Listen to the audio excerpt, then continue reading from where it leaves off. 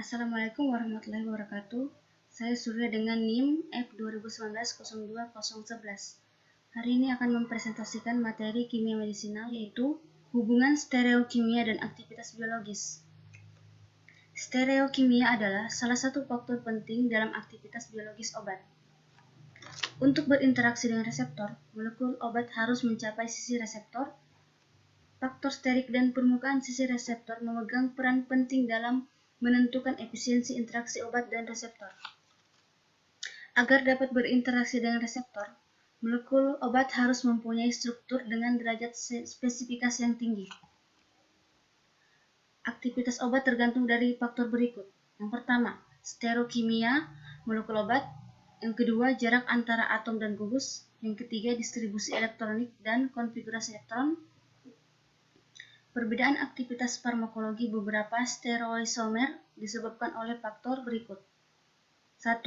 Perbedaan dalam distribusi isomer dalam tubuh. Yang kedua, perbedaan dalam sifat-sifat interaksi obat dan reseptor. Yang ketiga, perbedaan dalam adsorpsi isomer pada permukaan reseptor yang sesuai. Modifikasi isosterisme. Isosterisme merupakan gambaran struktur karakteristik sterik, elektronik, dan sifat kelarutan. Isosteris adalah kelompok atom dalam molekul, sifat kimia fisika yang mirip, ukuran yang sama, keelektronegatifan atau stereokimia. Contoh pasangan isosteris yang mempunyai sifat sterik dan konfigurasi elektron yang sama. Pertama, ion karboksilat dan ion sulfonamido.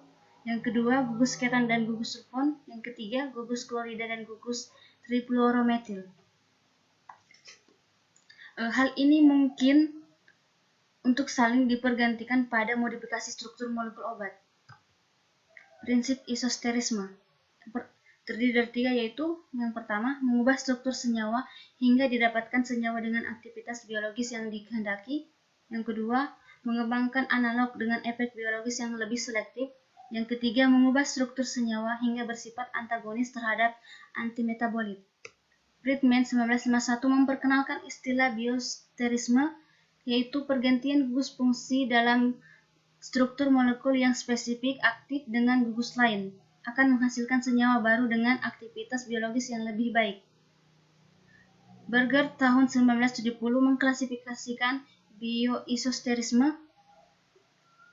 Pertama, bioisosterisme klasik dan bioisosterisme non-klasik.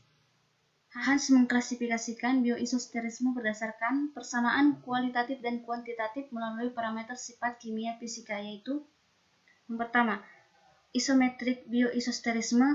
Yang kedua, non-isometrik bioisosterisme. Contoh modifikasi isosterisme.